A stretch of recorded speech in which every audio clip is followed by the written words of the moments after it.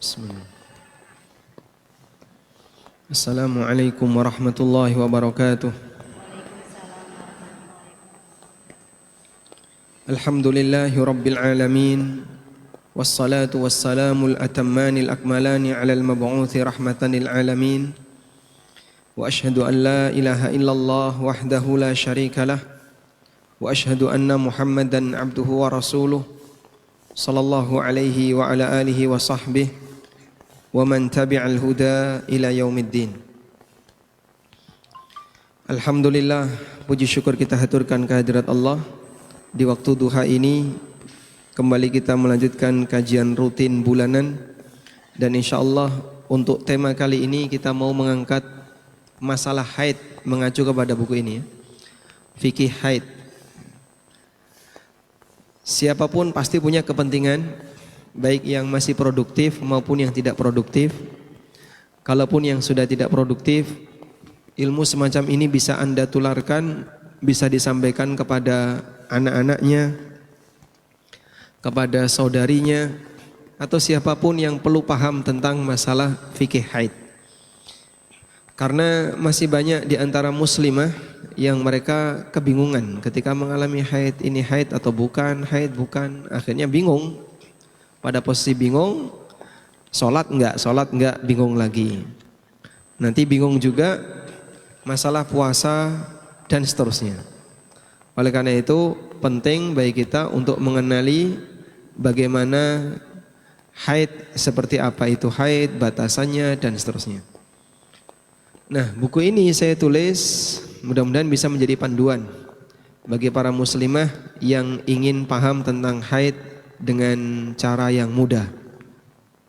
Baik. Sebelumnya saya kasih pengantar terlebih dahulu. Di sini ada beberapa keterangan dari para ulama tentang rumitnya fikih haid. Seperti keterangan yang disampaikan oleh Imam Ahmad rahimahullah. Beliau pernah menyampaikan, "Makathtu fil haidhi tis'a sinina hatta fahimtuhu."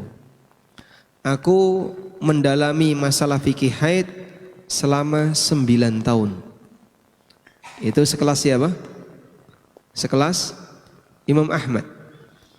Imam Ahmad mendalami fikih haid selama 9 tahun, hatta fahimtuhu, sampai aku memahaminya.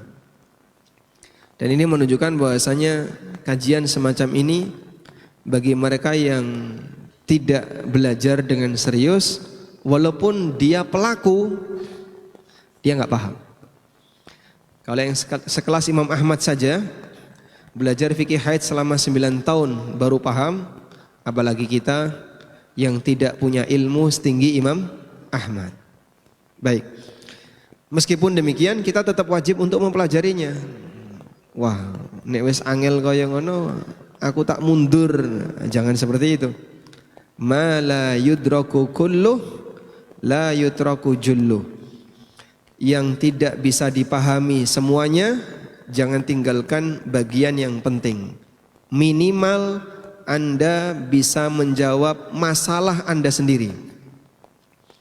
Sehingga mungkin masing-masing di antara jamaah punya kasus haid yang berbeda-beda. Sehingga kita belajar minimal bisa menjawab kasus yang terjadi pada diri saya sendiri. Sehingga tidak bikin bingung suami, tidak bikin bingung ustadznya suami. Karena Anda sudah bisa mengenali, oh ternyata kasus saya seperti ini. Baik. Selanjutnya, di bagian awal dari buku ini kita juga sampaikan berkaitan dengan menjaga suasana batin ketika haid. Apa perasaan yang dirasakan oleh wanita ketika haid? Sedih, atau gembira? Pusing, emosi tinggi. Kenapa emosi tinggi? Rata-rata kalau haid emosi. Jadi kalau haid makin galak. Kalau enggak haid galak, kalau ketika haid tambah galak. Masya Allah. Saya baru tahu yang seperti ini. Sekarang coba kita ceritakan ya. Kalau wanita haid pas bulan Ramadan itu kira-kira gimana? Iya nggak puasa.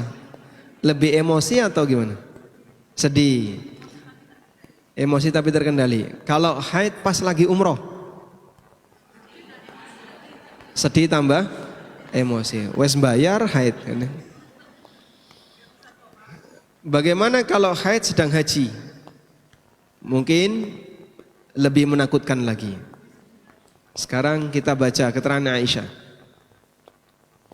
Aisyah bercerita, pengalaman beliau ketika saat haji bersama Nabi SAW, dan itu hanya sekali seumur hidup. Ketika Aisyah radhiyallahu anha berhaji bersama Nabi SAW, yang itu pengalaman sekali seumur hidup, karena Nabi SAW sudah mengumumkan sebelum berangkat haji, mungkin aku tidak akan haji lagi setelah ini.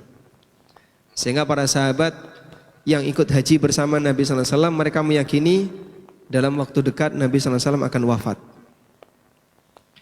Maka pada saat Nabi SAW haji, tahun berapa Nabi haji? Tahun berapa? Di bulan apa Nabi SAW haji? Ya jelas Dzulhijjah ya. Tahun berapa? Tahun 10 Hijriah. Beliau wafat tahun berapa? 11 Hijriah. Di bulan apa Nabi SAW wafat? Rabiul Awal. Sehingga haji itu bulan Dzulhijjah, tahun 10 Hijriah. Dzulhijjah, setelah Dzulhijjah bulan apa? Muharram, Safar, Rabiul Awal. Selisih hajinya Nabi SAW dengan wafatnya beliau hanya kurang lebih 3 bulan. Rabiul Awal ini pun Rabiul Awal di bagian depan. Beliau meninggal tanggal 12 Rabiul Awal. Beliau pulang haji di tanggal 15 Dzulhijjah sampai di Madinah kurang lebih tanggal 20-an Dzulhijjah. Masuk Muharram tahun baru, kemudian Safar awal Rabiul Awal beliau meninggal sallallahu alaihi wasallam. Nah, saat haji Aisyah radhiyallahu anha mengatakan, ketika aku tiba di daerah namanya daerah Sarif.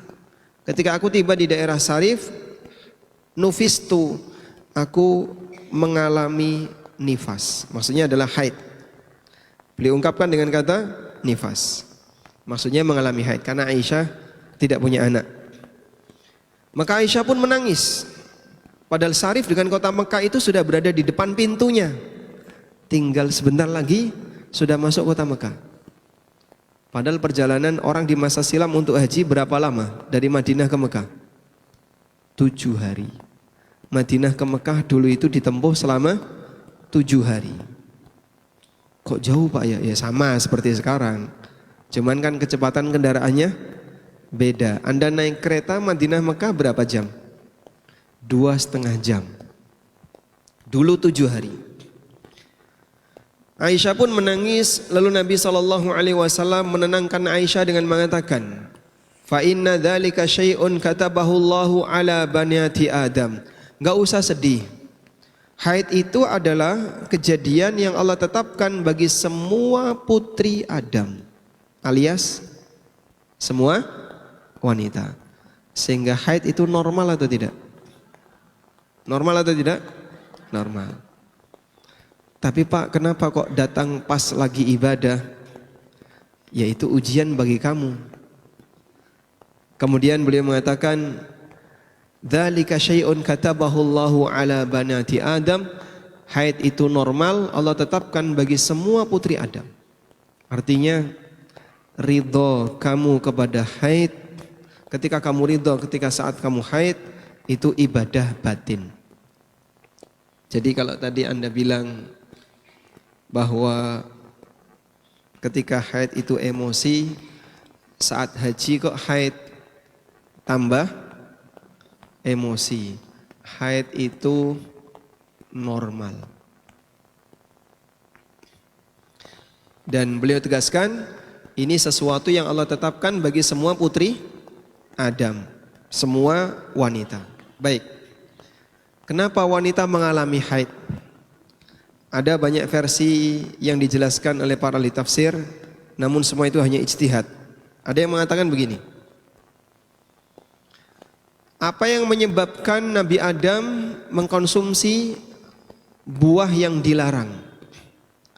Karena godaan dari setan, dari iblis. Iblis menggoda mereka berdua, Adam dan Hawa. Yang lebih dulu terpengaruh siapa? Hawa, istrinya. Istrinya yang kemudian manas-manasi suaminya. Ayolah mas, ambil saja mas. Kayak sekarang ya, insya Allah. Sehingga suaminya sebenarnya nggak mau korupsi, tapi sama istrinya disuruh korupsi. Udah, nanti kalau itu diambil, saya akan mintakan ampunan untuk kamu di hadapan Allah. Nanti dosamu transfer ke saya. Masya Allah, rumangsamu ini. Nah, Hawa mempengaruhi Adam sampai akhirnya Adam mendekati pohon itu. Adam mendekati pohon itu. Fa'akala minha fabadat lauhuma sawatuhuma. Maka makanlah mereka berdua dari pohon larangan itu. Seketika bajunya langsung hilang, sehingga auratnya kelihatan. Adam ketika di surga begitu mendekati pohon khuldi, langsung pakaiannya hilang. Fatafiqa yakhsifani min warakil jannah, sehingga mereka pun berusaha untuk mencari dedaunan surga. Dipakai apa? Nutupi aurat. Karena baru pertama kali ini mereka melepas pakaiannya sehingga terbuka auratnya. Makanya para ulama mengatakan di antara program besar setan adalah melucuti aurat manusia. Sehingga ada orang yang belum digoda setan sudah melepas pakaiannya, belum digoda setan itu ya. Baik. Lalu dihukum oleh Allah Subhanahu wa taala, Adam dihukum oleh Allah kon nyambut gawe. Iblis dihukum oleh Allah, dia tidak akan selamanya diampuni oleh Allah. Selamanya tidak akan diampuni. Wanita dihukum oleh Allah mengalami haid. Sehingga kejadian haid ini hukuman yang diberikan oleh Allah kepada seluruh wanita. Tapi selanjutnya Allah tetapkan sebagai kodrat wanita, wanita mengalami haid setiap sesi sekali. Baik. Wallahu a'lam apakah kisah ini benar atau tidak. Namun itu cukup ma'ruf di kalangan beberapa ulama tafsir. Bisa jadi itu adalah datang dari berita Israiliyat. Selanjutnya, sebelum belajar tentang haid, kita perlu mengenali aneka cairan yang keluar dari rahim. Aneka cairan yang keluar dari rahim. Jika kita buat rincian, cairan yang keluar dari rahim itu ada dua. Cairan rahim. Satu, ada yang bentuknya darah. Darah ini ada apa saja Pak? Haid, nifas, lalu satu lagi istihadah. Ada tiga ini. Ada darah haid, ada darah nifas, dan ada darah istihadah. Yang kedua, ada yang bentuknya selain darah.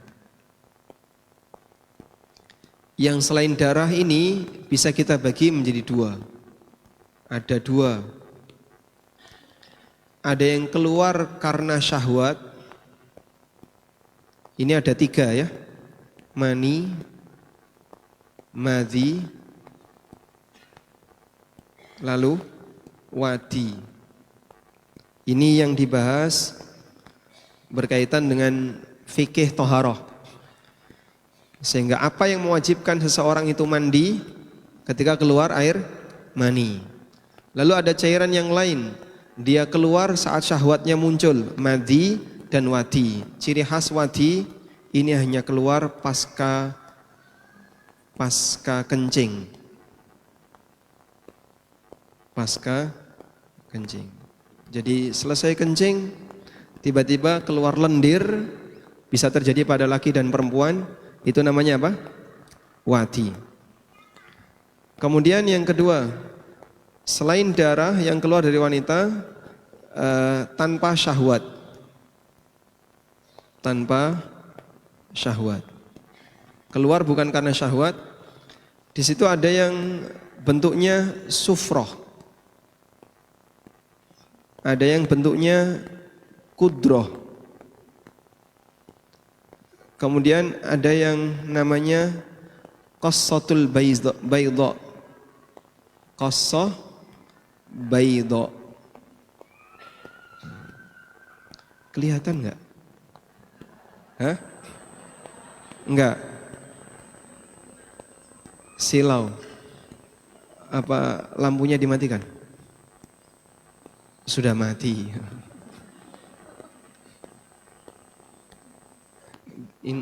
Karena kan kena sinar matahari kan. Pintu ditutup mungkin ya. Enggak boleh sama takmir nanti. Tanpa syahwat ada yang bentuknya sufrah, kudroh, qassatul bayda. Terus ada satu lagi namanya ifrazat. Ifrazat. Bahasa kita keputihan. Nah, baik. Kok ternyata banyak ya? Banyak, Masya Allah. Karena rahim itu rumit.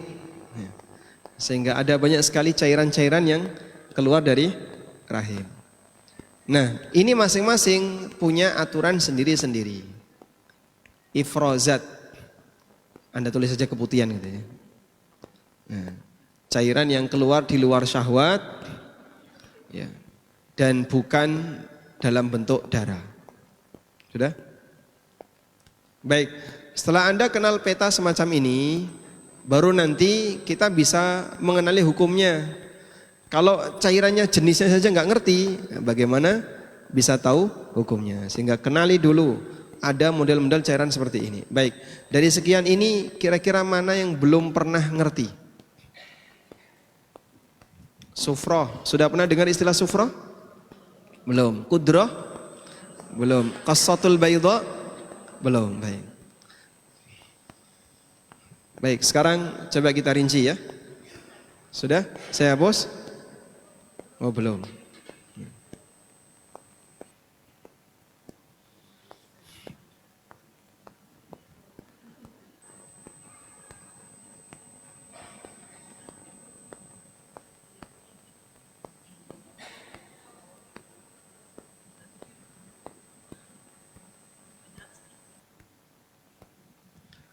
Baik, kalau sudah, saya kasih definisi aja.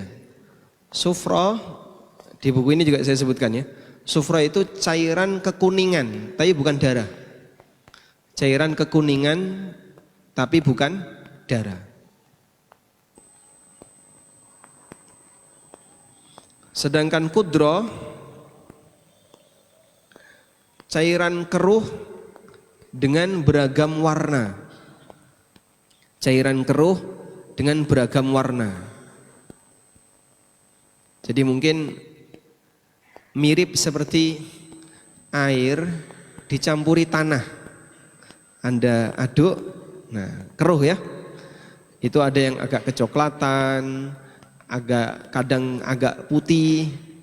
Tapi yang jelas dia warnanya butek. Beragam warna, kadang agak kehijauan dan seterusnya. Nah, dokter rahim mungkin bisa mengenali itu. Kalau warnanya seperti ini, oh berarti ada infeksi. Mungkin di leher rahim, ada infeksi di rongga rahim dan seterusnya. Itu mungkin dokter bisa mengenali. Tapi dari sisi hukum semuanya sama, disebut kudroh. Yang ketiga, qassatul bayda. Qassatul bayda itu lendir bening yang keluar di penghujung haid. Lendir bening yang keluar di penghujung haid. Warnanya kayak apa, Pak? Ya kayak lendir bening itu. Dia tidak putih tapi bening ya, sebagaimana ingus yang bening. Udah? Kemudian ada ifrozat. Nah, ifrozat itu semua cairan selain sufroh, kudroh, dan selain qasatul bayda. Orang menyebutnya itu keputihan. Baik. Cukup insyaallah definisinya. Baik, sekarang setelah kita paham tentang tentang definisinya, berikutnya kita akan mengenali batasannya.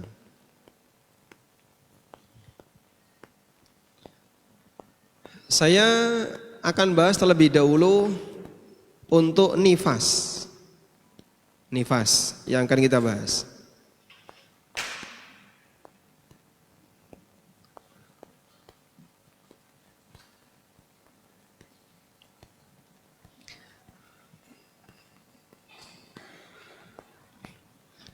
Kita mau bahas dulu tentang nifas.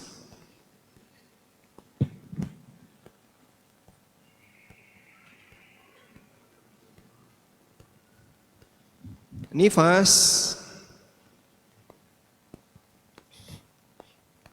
darah yang keluar karena persalinan. Darah karena persalinan.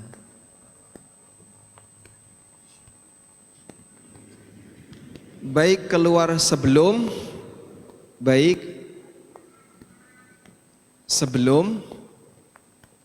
atau setelah. Apa ada Pak nifas yang keluar sebelum persalinan? Nah, di sini kita kasih rincian. Keluar sebelum persalinan. Jika darah itu keluar sebelum persalinan, kapan disebut nifas? Disebut nifas jika yang keluar darah. Jika yang keluar bentuknya apa? Darah. Anda tahu kan darah? Darah nggak usah didefinisikan ya, darah ya darah ya. Baik. Yang kedua, mendekati persalinan. Mendekati persalinan. Mendekati proses kelahiran. Yang ketiga, diiringi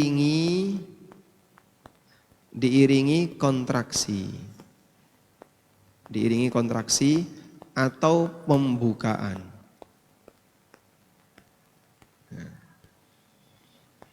Baik. Saya belajar fikih haid ketika saya masih mahasiswa. Gak ngerti.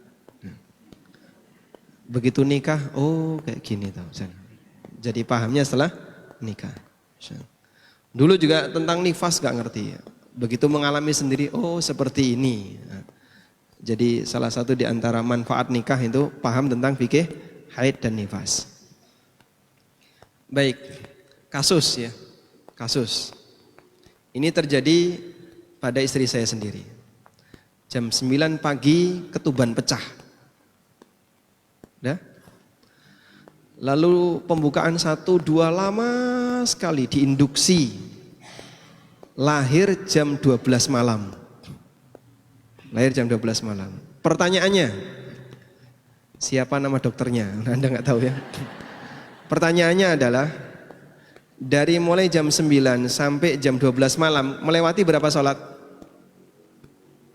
Duhur, asar, maghrib, isya, wajib sholat atau tidak?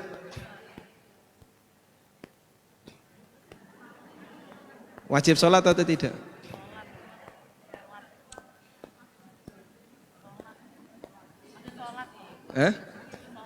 Kenapa enggak suci? Apa?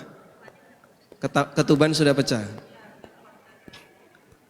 Saya cerita tadi ketuban pecah, bukan keluar darah. Wajib sholat atau tidak? Kenapa wajib? Ya? Karena yang keluar bukan darah. Nah, syarat pertama ini enggak terpenuhi. Kasus seperti itu banyak sekali. Sudah keluar lendir. Terus pembukaan baru 1-2, pembukaan 1-2 datang ke rumah sakit disuruh ngapain? Pulang. Pulang dulu. Ngapain? Induksi. Kadang diinduksi, kadang suruh jalan-jalan, kadang suruh senam dan seterusnya. Sudah? Nah, untuk membantu proses kontraksi itu kadang dikasih induksi, tapi nggak keluar darah. Sholat atau tidak? Sholat. Mules Pak Ustadz, walaupun mules, belum darah. Tapi kalau sudah keluar darah, walaupun bercak, walaupun cuma bercak, maka sudah nih nifas. Kalau sudah nifas, wajib sholat enggak? Tidak. Paham insyaallah? Paham ya? Alhamdulillah. Saya ulang ya. Jadi wanita yang mengeluarkan atau yang keluar cairan sebelum persalinan terhitung nifas jika yang keluar adalah darah. Yang kedua, mendekati masa persalinan. Yang ketiga, diiringi kontraksi. Baik, kasus si B. Ibu B hamil. Di usia 8 bulan keluar darah. Selama 3 hari lalu berhenti. Pertanyaannya, keluar darah selama 3 hari ini sholat atau tidak? Sholat atau tidak? Diiringi kontraksi apa tidak? Hah? Diiringi kontraksi. Tidak kontraksi. Berarti nggak memenuhi syarat. Tidak memenuhi syarat ini. Sholat atau tidak? Kenapa sholat? Ya karena hanya keluar darah. Nah. Wanita haid, ini rumus ya. Wanita haid tidak, kok wanita haid? Saya bilang. Wanita hamil tidak haid. Ini kaidah. Sehingga semua darah yang keluar di masa kehamilan bukan haid. Terhitung sebagai nifas jika mendekati persalinan. Maka di sini saya tulis mendekati persalinan, ada kontraksi. Ketika inilah baru darah yang keluar terhitung nifas. Kasus ini ada pertanyaan? Khusus kasus ini saja.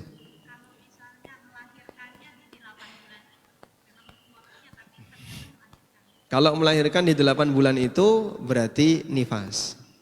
Karena jelas dia melahirkan. Tapi kalau misalnya cuman keluar darah, nggak ada kontraksi, nggak ada apa. Anda nggak persalinan tanpa kontraksi? Orang ngeden, orang apa, terus metu dewe ada? Sesar. Itu beda kasus. Dia tidak keluar dari jalan lahir. Ya. Baik, pertanyaannya. Wanita sesar, nggak keluar darah dari kemaluan, sholat atau tidak? Misalnya dia disesar, disesar kan berarti di perut ya. Tapi di kemaluannya nggak keluar darah sama sekali, sholat atau tidak? Sholat, karena dia tidak nifas. Lanjut. Ya? Tapi kalau keluar ya nifas. Andaikan ada kasus seperti tadi. Sudah? Ini saya hapus? Berarti ketiga-tiganya itu harus terpenuhi semua ya? Ketiga ini harus terpenuhi. Kalau kasusnya apa tadi ketuban pecah. Kasusnya kan ketuban pecah. Ketuban pecah. Ban pecah, terus kemudian dia opnam karena ketubannya itu mengalir terus dan kontraksi terus karena kalau ketuban pecah itu kan janin itu kontraksi. Tapi biasanya dokter tuh melakukan upaya dengan disuntik atau diinfus dengan premaston itu untuk menahan. Tapi darah keluar terus, jadi darah keluar. Atau ketuban? Ketuban dan darah. Atau ketuban dan darah dan kontraksi. Berarti dia sudah nifas. Tapi persalinannya itu jadi mundur karena ditahan sama upaya rumah sakit dengan premaston itu masuk dalam kategori. Berapa hari setelah itu baru lahir? Sampai kemudian lahir itu lebih dari 15 hari. Lebih dari 15 hari. Akhirnya karena sudah nggak kuat upaya dokter, akhirnya keluar dengan sendirinya dalam bentuk bayi kecil itu prematur. Bayi prematur. Kalau demikian terhitung nifas. Ya, jadi di situ yang terjadi adalah ada upaya yang dilakukan oleh manusia untuk menghentikan kontraksi dia dengan obat-obatan tadi sehingga menahan keluarnya bayi. Andai kan tidak ada itu mungkin keluar lebih cepat ya. Iya. Nah, baik. Cukup? Saya lanjutkan. Ini kan keluar sebelum persalinan ya. Berarti berikutnya keluar setelah persalinan. Yang keluar setelah persalinan. Nah, yang keluar setelah persalinan ini saya hapus.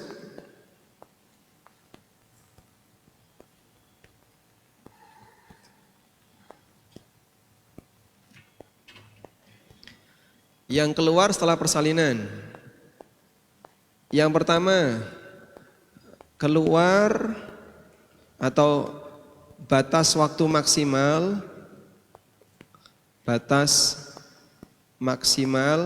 adalah 40 hari. Ini kasih nomor 2 ya, bukan nomor 1. Nomor 2. Batas maksimal 40 hari. Dan ini pendapat jumhur ulama. Ada yang mengatakan batas maksimalnya 60 hari. Tapi pendapat jumhur 40 hari. Saya pilihkan Anda 40 hari. Dan di buku saya sebutkan ikhtilaf ulama terkait batas maksimalnya. Tapi yang kuat 40 hari. Sudah? Baik. Kemudian catatan yang kedua. Jika berhenti di rentang 40 hari, maka di situ saat berhenti dihitung suci. Tapi ada tapinya. Jika darah keluar lagi, masih di rentang 40 hari. Jika darah keluar lagi di rentang 40 hari, maka di sini terhitung nifas. Sehingga nifas itu bisa putus nyambung. Nifas bisa putus nyambung. Jadi misalnya ya, seorang wanita mengalami persalinan di sekarang tanggal berapa? 22 Juli misalnya. Rentang 40 hari. Nah, begini ya. 40 hari pasca persalinan. Kalau sebelum persalinan sudah nifas Pak, enggak dihitung. 40 hari pasca. 40 hari pasca persalinan. Jadi hari sebelum ini enggak dihitung. Walaupun di sini sudah 5 hari keluar, oh berarti ini tinggal 35, enggak ada kayak gitu ya. Paham? Baik. Nah, di sini suci nih, suci. Putus. Terus keluar lagi, suci lagi, keluar lagi. Nah, saat suci ya terhitung suci. Wajib sholat, kalau Ramadan wajib puasa dan seterusnya. Baik. Bisa dipahami insyaallah? Nah, kasus yang ketiga, ini yang paling rumit. C. Darah keluar pasca 40 hari. Bagaimana kalau darah tetap keluar pasca 40 hari? Baik. Ditulis dulu nanti saya hapus.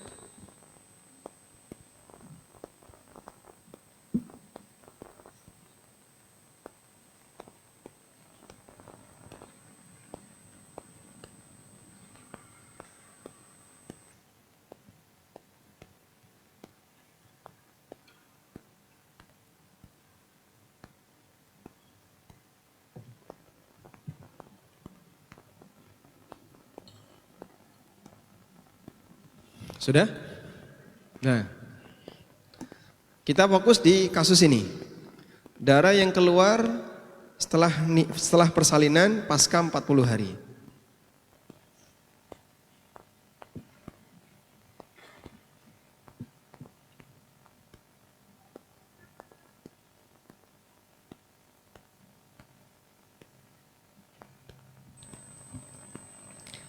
Darah keluar pasca 40 hari setelah persalinan. Nah, gini ya. Untuk yang ini rinciannya sebagai berikut. 1. Jika bertepatan dengan jadwal haid, maka terhitung haid. Jadi misalnya Anda punya kebiasaan haid awal bulan tanggal 1 sampai tanggal 8. Nifas selesai tanggal 5. Setelah itu nyambung darah. Nah, berarti darah ini apa? Haid. Karena bertepatan dengan apa? Jadwal haid. Paham insyaallah ini? Baik. Yang kedua, jika di luar jadwal haid. Nah, bagaimana kalau keluarnya di luar jadwal haid? Kalau keluarnya di luar jadwal haid, maka para ulama memberikan rincian. Bisa dihukumi haid jika keluar kurang dari 15 hari. Jika keluar dari 15 hari dan ini yang agak rumit, berulang selama 3 bulan. Maksudnya gimana Pak? Sebentar dulu saya. Ditulis dulu, jangan gedek-gedek dulu ya. Ditulis dulu, nanti baru dijelaskan.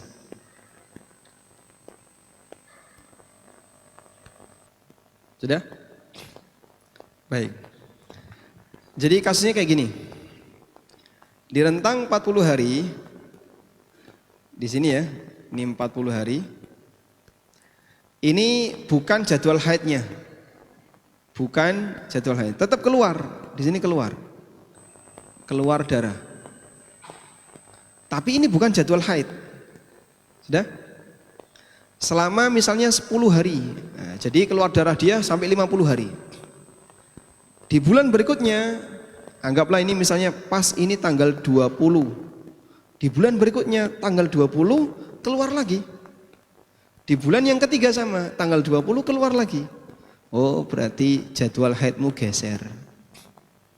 Berarti jadwal haidnya geser. Nah, ketika jadwal haidnya geser kok terulang 3 kali, pasca persalinan wanita ini, dulu jadwal haidnya awal bulan, sekarang pindah ke akhir bulan setelah persalinan. Nah, ini terhitung haid. Dong atau belum? Siklusnya geser. Siklus haidnya geser. Dong insya Allah. Selain ini istihadah sudah. Selain ini istihadah. Jadi kalau ada perpanjangan nifas kok enggak keluar, kok enggak berhenti sampai 10 hari misalnya. Tapi bulan depan enggak lanjut, tidak ada lagi. Oh, berarti yang kemarin istihadah. Paham?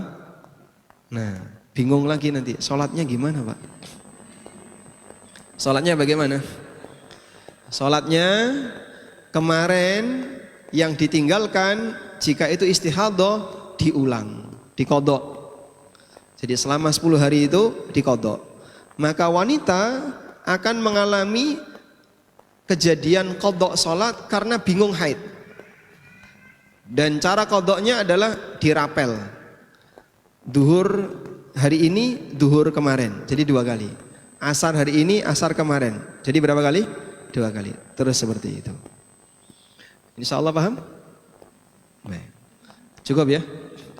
Nanti kalau kebanyakan materi orang melbu.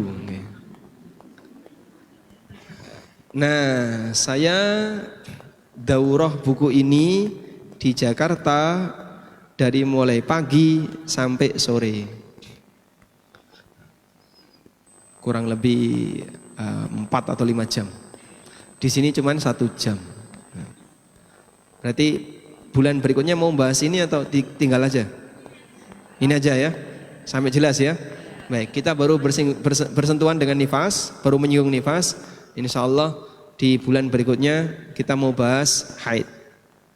Pertanyaannya, usia berapa batas maksimal haid? Di usia berapa yang menjadi batas maksimal haid? Hah? Tidak, tidak sama. Ibu-ibu menopause usia berapa rata-rata? Yang paling bawah usia berapa? 40 menopause. Ada 40 menopause? Ada? Ada 45? Ada, tambah ada ya. Ada yang menopause 40? 41 sudah menopause. Sudah enggak haid selamanya. Sampai mati. Belum tentu, orangnya belum ya, belum mati ya. Sejak 41 sudah tidak mengalami haid sampai usia saat ini. Baik. Bukan karena KB ya.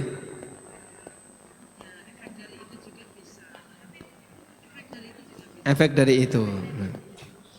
Nah, insya Allah nanti akan kita bahas. Usia berapa? Operasi pengangkatan rahim itu bisa jadi nggak haid. Kalau itu sifatnya kasuistik ya. Dioperasi rahimnya diangkat jadi nggak haid. Kalau itu sifatnya apa? Kasuistik. Nah, insya Allah nanti akan kita bahas di usia berapa maksimal wanita mengalami haid. Sehingga nanti kalau darah keluar, saya sudah 60 tahun Pak Ustadz, tapi masih keluar darah, itu haid atau bukan? Bukan. Haid atau bukan? Usia 60 tahun ke atas, usianya 62 tahun, tapi masih keluar darah, itu haid atau bukan? Iya, dia sudah nggak subur, tapi di usia 62 tahun masih keluar darah, itu haid atau bukan? Jawabannya besok. Baik, demikian wassallallahu ala nabiyina Muhammadin wa ala alihi wa sahbihi wasallam. Monggo ibu-ibu yang mau bertanya.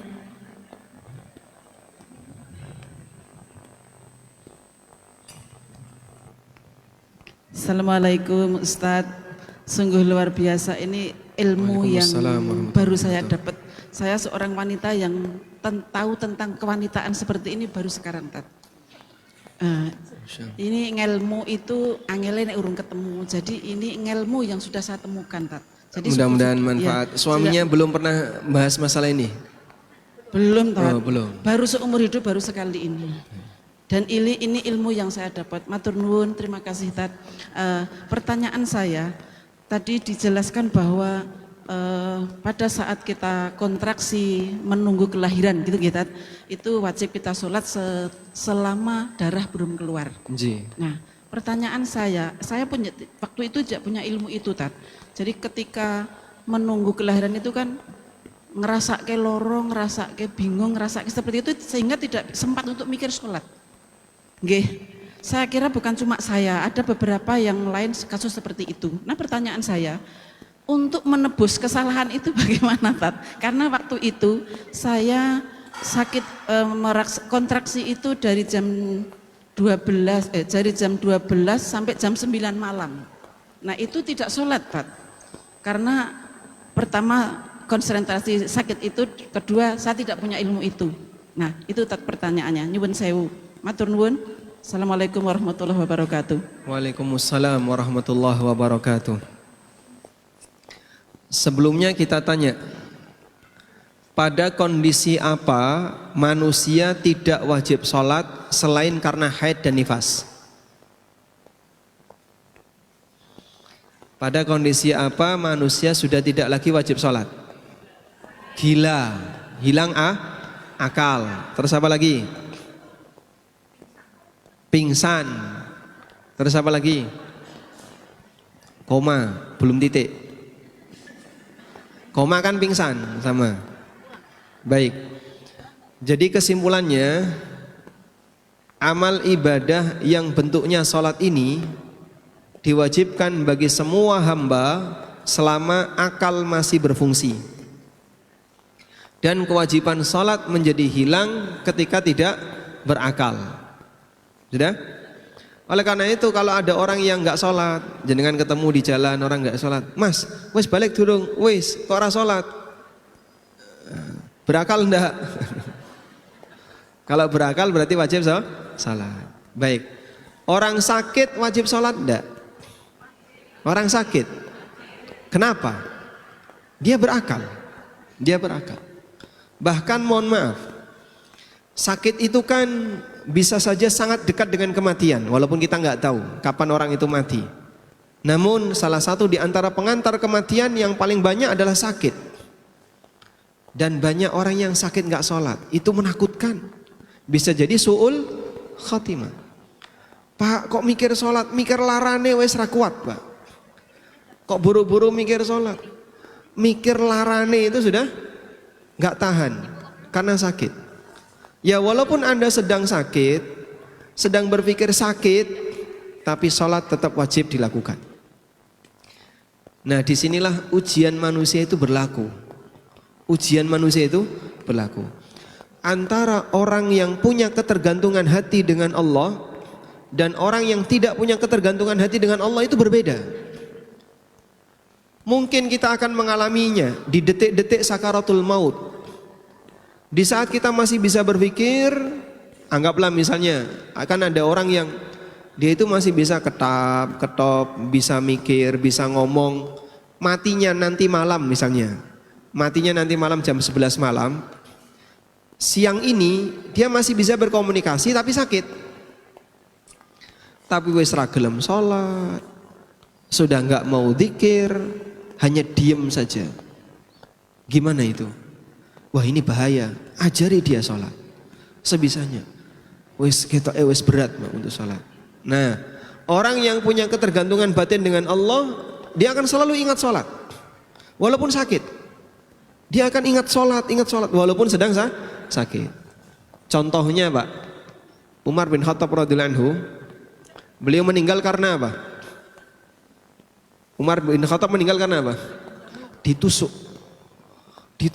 oleh orang Majusi. Gimana sih Pak kondisi Umar saat ditusuk? Ususnya itu sobek.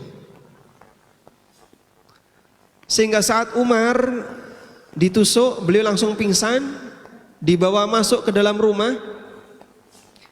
Lalu beliau siuman. Saat beliau siuman, beliau ditusuk waktu subuh ya. Beliau siuman itu ketika matahari sudah terbit. Lalu beliau tanya, as-salan nas, apakah masyarakat sudah sholat? Sudah ya Amirul Mukminin. Alhamdulillah, saya tak sholat. Ketika beliau mau sholat, dikasih susu, diminumin susu, keluar dari perutnya ini susu. Karena ususnya sobek. Seperti itu masih mikir sholat.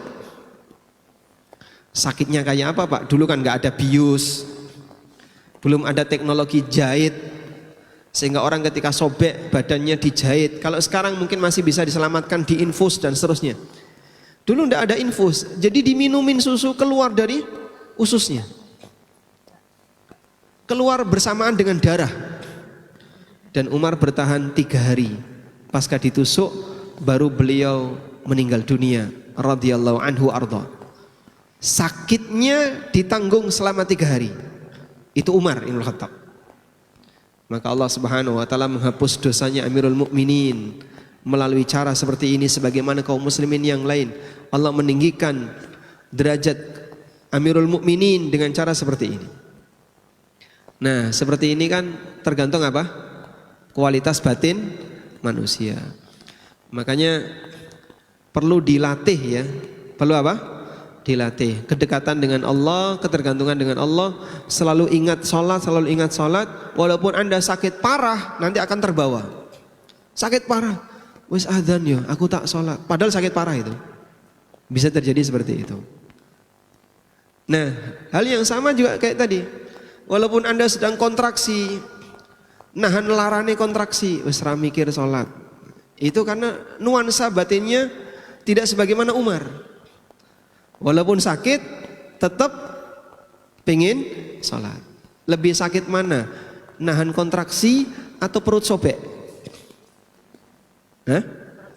Wah, perut sobek itu bayang wis ngeri Pak, wis ngilu. Perut sobek kayak gitu.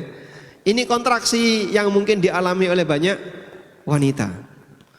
Kadang Masya Allah mulasnya kontraksi itu sampai muntah karena gak kuat. Apapun itu, itulah salah satu di antara sumber kafaroh bagi wanita. Sehingga wanita mendapatkan ampunan dosa dari mana? Dari rasa sakit yang dia alami sepanjang hidupnya, termasuk diantaranya adalah ketika proses persalinan. Kembali kepada di sini, terus bagaimana Pak yang dulu sudah pernah ditinggalkan? Mungkin sepulang dari kajian ini, bagi ibu-ibu yang mengalami kondisi yang sama, berapa kali sholat yang tidak dikerjakan waktu itu diqadha setelah ini. Setelah ini, jadi begitu pulang Anda bisa wudhu, terus sholat qadha yang dulu, duhur, asar, maghrib, isya, 4 kali sholat ya. Nah, nanti duhur 2 kali, asar 2 kali, maghrib 2 kali, isya 2 kali. Mudah-mudahan hanya itu tobat kita yang bisa kita lakukan, karena kita kemarin belum tahu ilmunya. Mudah-mudahan manfaat. Wallahu a'lam. Ada lagi yang mau bertanya? Satu Mungkin lagi ya, boleh Ustaz. langsung, mikrofonnya nggak boleh nyebrang. Bisa nggak titip mikrofonnya nyebrang ke arah selatan?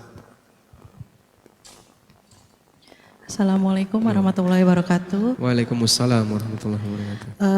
Begini Ustadz, kebetulan saya kan kalau biasanya yang mau pasang IUD di saya, biasanya disarankan setelah beres 40 hari nipas gitu ya Ustadz. Terus biasanya setelah 40 hari itu pasang IUD dan itu keluar darah Ustadz. Keluar darah dan itu ada yang keluar darahnya itu ada yang biasanya 3 hari, ada juga yang 1 minggu, ada juga yang 10 hari. Nah itu kadang pasien bertanya, itu darah apa ya Bu gitu. Nah itu saya jawabnya seperti apa.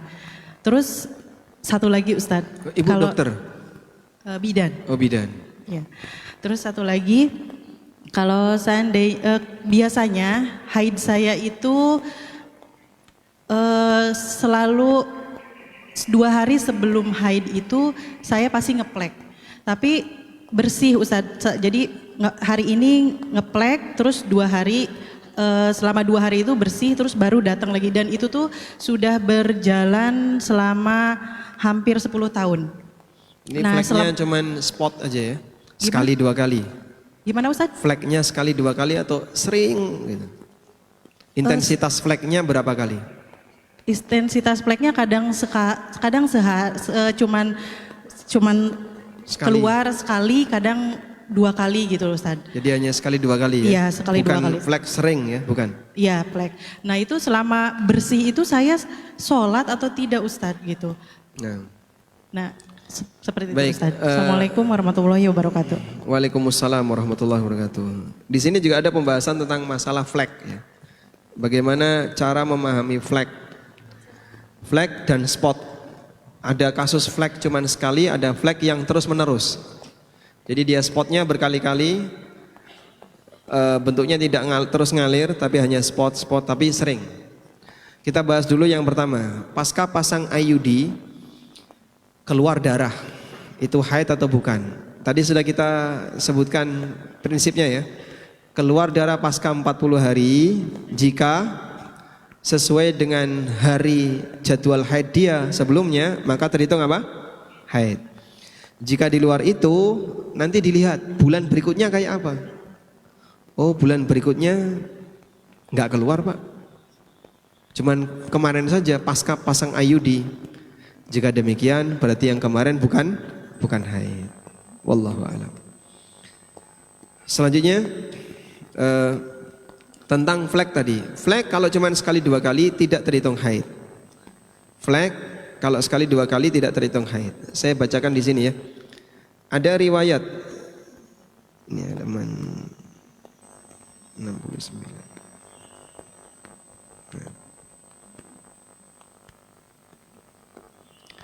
Ada riwayat dari Amirul Mukminin Ali bin Abi Thalib.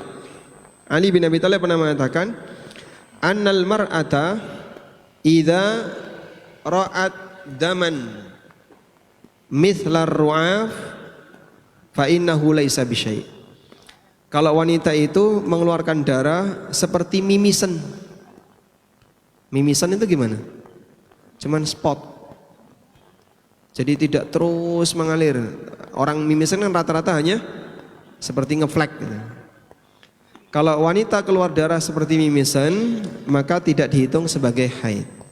Sehingga saat orang itu ngeflek sebelum haid maupun setelah haid suci, maka dia tidak dihitung sebagai haid. Wallahu a'lam. Baik, mikrofon ada di mana? Boleh jalan dulu ke selatan sambil saya bacakan ini ya. Jika haid sudah 8 hari berhenti, lalu 4 hari keluar darah, apakah darah yang keluar kedua dihukumi haid? Jawabannya iya, dihukumi haid. Sehingga sudah haid, putus, terus keluar darah lagi, maka saat putus dihukumi suci, saat keluar darah lagi, haid lagi. Bagaimana mengkodok sholat yang kita tinggalkan tempo lalu karena belum tahu hukumnya? Kaidahnya tadi, bagi mereka yang meninggalkan sholat karena tidak tahu, tidak ada dosa. Begitu tahu dikodok. Taunya kapan? Pagi ini Pak, berarti nanti setelah pulang dikodok. Nah, silakan. Assalamualaikum warahmatullahi wabarakatuh, Ustadz. Waalaikumsalam warahmatullahi wabarakatuh. Ada 2 pertanyaan. Satu, ada yang mengatakan batas maksimal haid itu ada yang mengatakan 7 dan 14 hari, 2 minggu, itu satu. Yang kedua itu bagaimana kita itu kadang udah merasa bersih haidnya, udah darahnya berhenti, tapi belum keluar cairan putih, tapi ketika diperiksa pakai tisu itu masih ada darahnya gitu. Itu apakah ketika sudah berhenti itu sudah termasuk suci atau belum, Ustadz? Terima kasih, Ustadz. Assalamualaikum warahmatullahi wabarakatuh. Waalaikumsalam warahmatullahi wabarakatuh. Baik. Tentang batasan haid. Jadi batasan haid itu ada 5. Saya bacakan di sini ya. Batas usia minimal wanita mengalami haid, batas 1. Batas usia maksimal wanita mengalami haid, yang kedua. Batas waktu minimal haid, yang ketiga. Yang keempat, batas waktu maksimal haid. Berikutnya, apakah wanita hamil mengalami haid? Nah, jadi di 5 poin itu tentang batasan haid. Batasan usia minimal, batasan usia maksimal, batasan waktu minimal, batasan waktu maksimal, tentang hamil. Nah, jadi misalnya ada anak SD usia 9 tahun keluar darah, itu haid atau bukan? Usia 9 tahun keluar darah, itu haid atau bukan? Hah? Sekarang sudah 9 tahun sudah haid. Kalau dulu?